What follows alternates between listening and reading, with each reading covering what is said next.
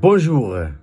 L'apôtre Paul nous dit ceci ce matin dans sa lettre aux Romains, Romains chapitre 6, versets 3 et 4. Ignorez-vous que nous tous qui avons été baptisés en Jésus-Christ, c'est en sa mort que nous avons été baptisés. Nous avons donc été ensevelis avec lui par le baptême en sa mort, afin que comme Christ est ressuscité des morts par la gloire du Père, de même, nous aussi, nous marchions en nouveauté de vie.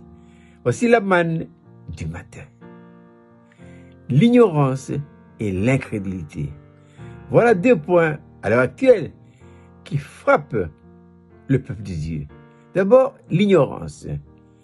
C'est pas parce qu'ils ne savent pas. Si, l'apôtre Paul a prêché. Il a prêché la parole à l'église de Rome. Et je pense aussi à l'église de Corinthe, où Paul est resté 1 an et 6 mois. Et bien qu'il ait prêché pendant 18 mois à Corinthe, Paul a dit, ne savez-vous pas que vous êtes le temple de Dieu et que l'Esprit de Dieu habite en vous? C'est pas qu'ils ne savent pas, c'est pas qu'ils ignorent, c'est pas qu'ils ignorent, mais le problème c'est quoi? Le problème de l'église de Rome, le problème de l'église de Corinthe, et bien d'autres églises à l'époque, et également aujourd'hui, c'est le problème de la révélation. Voilà. Maintenant, qu'est-ce qu'ils ignorent? 4 points dont nous allons essayer de méditer ensemble ce matin. D'abord, Paul dit, ignorez-vous que vous avez été baptisés en sa mort. Voilà. Mort en Christ. On ne sait pas. Mort de révélation. Si on le sait, parce qu'on l'explique, on comprend, mais il faut aller au-delà de la compréhension intellectuelle. Mort en Christ. Et c'est l'apôtre Paul qui dit, il a dit, mort en Christ.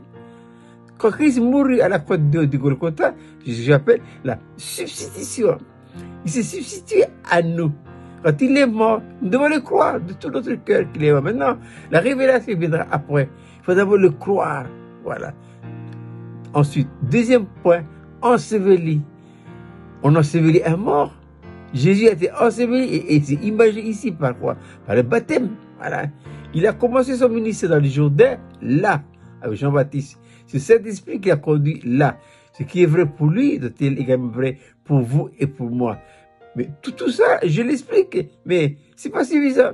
Il faut la révélation. Sinon, nous serons frappés par cette maladie qui est l'ignorance et l'incrédulité. Voilà. Ensuite, après l'ensevelissement, bien quoi, la résurrection. Jésus est ressuscité. Nous sommes ressuscités avec lui. Voilà. Il n'est pas resté à la tombe, il est remonté et ça nous devons croire. Laissez le Saint-Esprit et la croix réaliser en vous et moi cette vérité.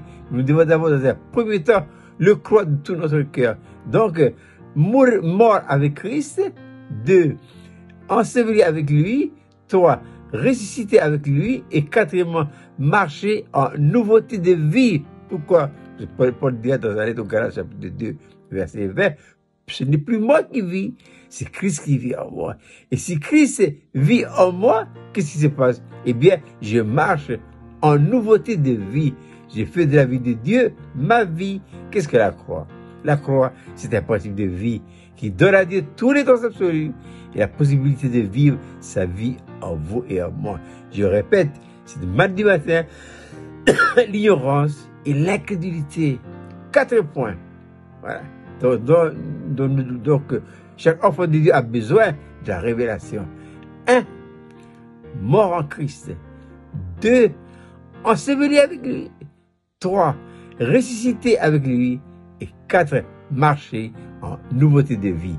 Je vous souhaite de passer une agréable journée.